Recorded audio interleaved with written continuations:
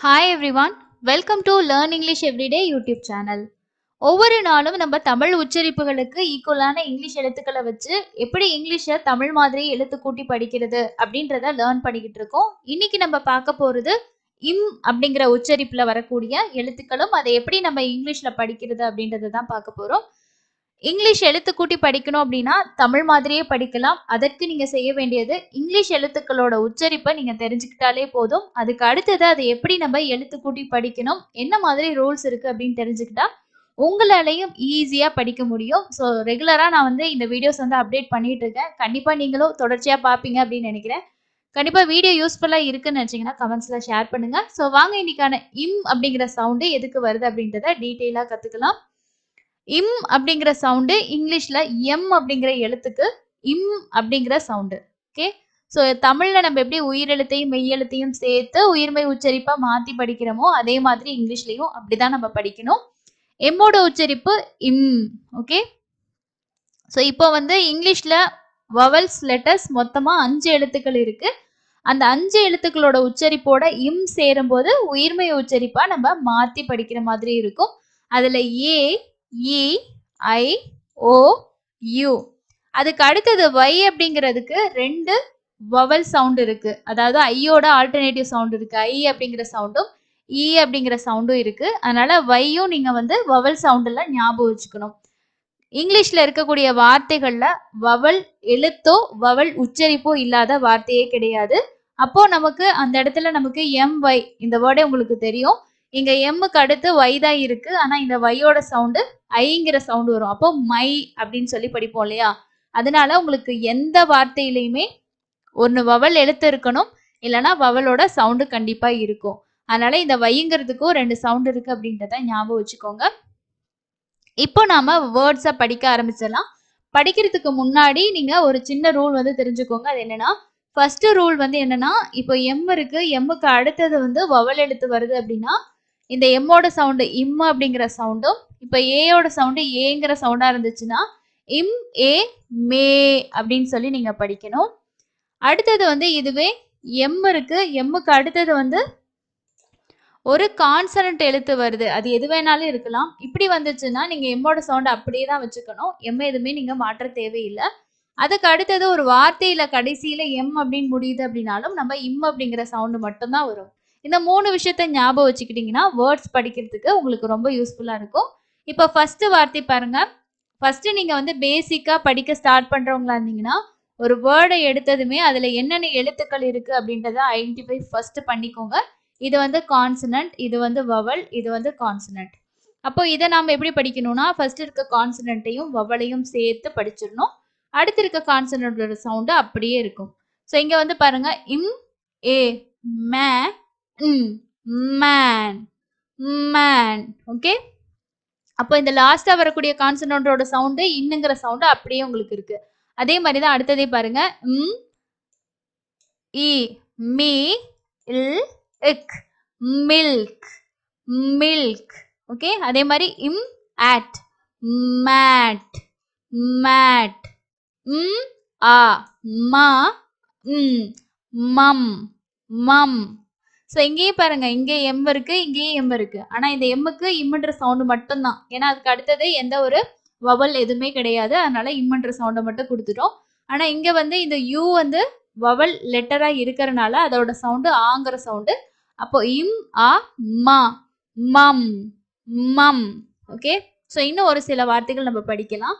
இங்கேயும் பாருங்க, நான் சிம்பிளா கொடுத்துருக்கேன். நீங்க இன்னும் பெரிய பெரிய வார்த்தைகள் கூட இதே மாதிரி நீங்க பிராக்டிஸ் பண்ணலாம். Map map map. அதே மாதிரி மக் மக் மக். ஓகே, அடுத்தது மா இஸ் இக். எஸ்ஸோட சவுண்ட் என்னது? இஸ்ன்ற சவுண்டு. கேயோட சவுண்டு இக்குன்ற சவுண்டு. அது ரெண்டுமே பாருங்க, கான்சனன்டோட சவுண்டு அப்படியே உங்களுக்கு வந்துருச்சு. இதை மட்டும் தான் நம்ம சேஞ்ச் பண்றோம் அந்த சவுண்டை. மாஸ்க். அதே மாதிரி ஏ மே எக் மெக் மெக். ஸோ அடுத்தது பாருங்க, இங்கேயும் அதே மாதிரி தான். ஆ மா இட் மட். இங்க ஏ சவுண்டு, ஈக்கு ஏங்கிற சவுண்டு. அப்போ எட் மெட் மெட். ஓகே, ஸோ இதே வந்து டி வந்துச்சுன்னா மெட் அப்படின்னு படிக்கணும். டி வந்தா மெட். ஓகே, இதுக்கு முன்னாடி இட்டு சவுண்ட்ல நான் உங்களுக்கு டிஃபரன்ஸ் வந்து சொல்லியிருப்பேன். அதே மாதிரி பாருங்க இங்க இ மீ, எக்ஸோட சவுண்டு இக்கு இஸ் அப்படிங்கிற சவுண்டு. ஓகே, மிக்ஸ் மிக்ஸ் இக்ஸ் இக்ஸ். ஓகே, அதே மாதிரி இக்கு இங்க ஏ டேஷ் இ ரூல் வந்து வரும். அப்போ ஏங்கிற சவுண்ட் நீங்க சொல்லணும். அப்போ இக்கு ஏ கே, எம்மோட சவுண்ட் என்னது இம், கேம் கேம். ஓகே, அடுத்து லாஸ்ட் ஒன் பாருங்க. இங்க எல்லாமே உங்களுக்கு வார்த்தையோட கடைசியில இம்முங்கிறது வரும். இங்க வந்து பாருங்க இந்த வேர்டுல எத்தனை எம் இருக்குன்னு. ஸோ இங்க 1 2 3 எம் இருக்கு. ஸோ எப்படி படிக்கிறது அப்படின்னு பாருங்க. பி இருக்கு, பிக்கு அடுத்தது எல் இருக்கு. அதனால ப லூ, எல்லோட சேர்த்து தான் இந்த ஊங்கிற சவுண்ட் நம்ம சேர்க்கணும். ஓகே, அப்ப ப்ளூ ப்ளூம், ப ரூ ப்ரூ ப்ரூம் ப்ரூம். அதே மாதிரி சிஹெச்சுக்கு என்ன சவுண்டு, இச்சு அப்படிங்கிற சவுண்டு. இச்சு ஆர் சார். அதாவது ஏஆருக்கு என்ன சவுண்டு வருதுன்னா ஆர் அப்படிங்கிற சவுண்டு. Okay, R. அப்போ சார் சாம் சாம். அதே மாதிரி பாருங்க இ மீ, இன் இ நீ மினி, ஆ மினி மம். ஓகே, இங்க பாத்தீங்கன்னா இதுக்கும் ஈங்கிற சவுண்டு, இதுக்கும் ஈங்கிற சவுண்டு. அப்போ எப்படி இங்க படிக்கிறோம், இம் இ. அடுத்தது இன் இ. அடுத்து பாருங்க, அடுத்தது இம் ஆ ஆ. ஸோ பெருசா ஒரு வார்த்தை வரும்போது பாருங்க எப்படி நம்ம வந்து பிரிச்சு உயிர்மை உச்சரிப்பா மாத்தி எவ்வளவு ஈஸியா படிக்கிறோம்னு சொல்லிட்டு. லாஸ்ட் எம்முக்கு அப்புறம் எதுவுமே இல்லை, அதனால எம்மோட சவுண்ட் அப்படியே வந்துடுது. அப்போ இம் இ வந்து என்னது மீ, இன் இ நீ, ஆ மா, மீ நீ ம மினிமம் மினிமம். ஓகே, ஸோ இந்த மாதிரி தான் சிம்பிளா வந்து நீங்க நான் சொன்ன மாதிரி ஐடென்டிஃபை பண்ணிட்டு அதுக்கு அடுத்தது வந்து வவல் எழுத்து வருதுன்னா அதோட சவுண்டு அதை நீங்க வச்சு உயிர்மை உச்சரிப்பா மாத்திட்டு நம்ம அப்படியே படிக்க வேண்டியதுதான். ஸோ உங்களுக்கு வந்து இப்போ நான் சொன்ன உச்சரிப்பெல்லாம் எப்படி வருது, என்னென்ன சவுண்ட் இருக்குன்னு தெரியல அப்படின்னா நம்ம இதுக்கு முன்னாடி 30 நாள் கிளாஸ்லயே எல்லாமே சவுண்ட்ஸ் வந்து தனித்தனியா வீடியோவா ஷேர் பண்ணிட்டோம். அதனாலதான் உங்களுக்கு இதுல வந்து வவல் சவுண்டு இது, கான்சனன்ட் சவுண்டு இது அப்படின்னு நான் சொல்லி ஷேர் பண்ணல. ஓகேங்களா, ஸோ அந்த வீடியோஸ் நீங்க பாத்தீங்கன்னா உங்களால ஈஸியா சவுண்ட்ஸை ஐடென்டிஃபை பண்ணிக்க முடியும். ஏக்குனா ஏக்கு என்னென்ன சவுண்ட்ஸ் இருக்கு, ஈக்கு என்னென்ன சவுண்ட்ஸ் இருக்கு, எந்த இடத்துல என்ன சவுண்ட் வரும், இதுக்கான ரூல் எல்லாமே ஆல்ரெடி நம்ம வந்து ஷேர் பண்ணியிருக்கோம்.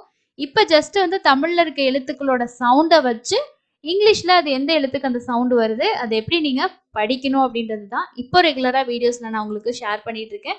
இன்னைக்கு நாம கத்துக்கிட்ட இந்த இம் அப்படிங்கிற சவுண்டை வச்சு உங்களுக்கு தெரிஞ்ச 5 வார்த்தைகளை இப்போவே கமெண்ட்ஸ்ல வந்து ஷேர் பண்ணுங்க. எத்தனை பேருக்கு எத்தனை வேர்ட்ஸ் தெரியுது அப்படின்னு சொல்லி பார்க்கலாம்.